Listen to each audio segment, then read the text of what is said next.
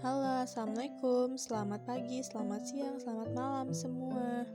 Yuk mari kita simak bagaimana cara perawatan luka gangren pada pasien dengan luka gangren.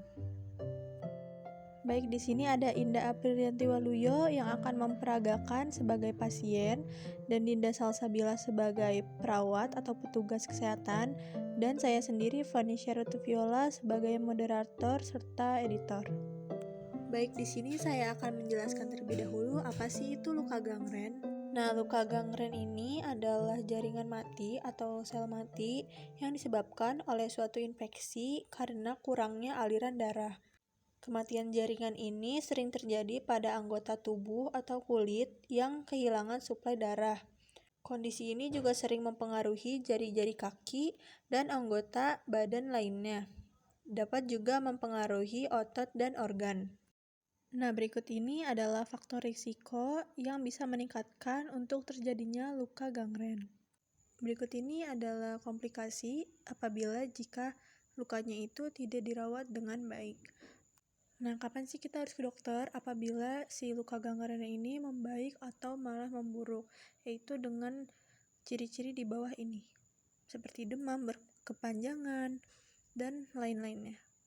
Baik, langkah pertama yaitu mencuci tangan menggunakan air dan sabun atau bisa juga menggunakan hand sanitizer agar mencegah infeksi.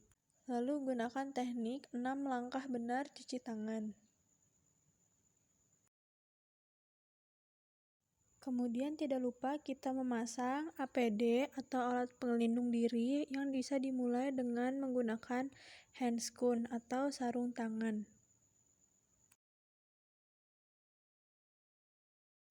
Kemudian dikaji terlebih dahulu lukanya, perkembangannya bagaimana, apakah semakin membaik atau semakin memburuk.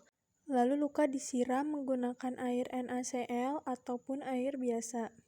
Kemudian lukanya dicuci menggunakan air dan juga sabun dengan perlahan, dimulai dengan dari bagian sekitaran luka, diusap secara perlahan, kemudian di bagian lukanya supaya lebih bersih. Dan sisa-sisa nanah ataupun ada darah pada lukanya itu bisa terbersihkan. Lalu setelah dibersihkan, dielap dan dikeringkan, bisa dipijat atau di-massage terlebih dahulu supaya kaki lebih rileks dan peredaran darahnya atau sirkulasi darahnya berjalan dengan lancar. Lalu siapkan pinset untuk mengambil jaringan nekrosis atau jaringan yang sudah mati. Ciri-cirinya itu yang berwarna hitam dan apabila disentuh tidak terasa. Maka jaringan itulah yang akan dipotong dan dibuang. Lalu siapkan obat salapnya untuk luka gangren tersebut. Lalu dioleskan setelah jaringan nekrosis tadi sudah diangkat dan sudah dibersihkan. Dioleskan secara perlahan hingga ke semua bagian luka. Kemudian siapkan perban untuk menutupi lukanya supaya kelembapannya itu tetap terjaga dengan baik dan juga bisa menghindari untuk terkena air. Nah, perban ini bisa diganti yaitu 3 hari sekali.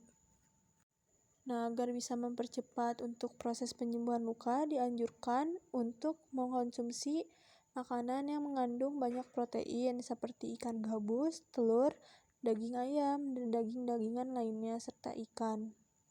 Dan jangan lupa juga untuk selalu menjaga kebersihan serta kesehatan diri Anda mulai dari rutin olahraga, mengkonsumsi makanan yang sehat dan bergizi, serta istirahat dan tidur yang cukup. Setelah semua selesai, rapikan alat dan cuci tangan. Sekian video perawatan luka dari kami. Apabila banyak kurangnya mohon dimaafkan. Terima kasih sudah menonton. Wassalamualaikum warahmatullahi wabarakatuh.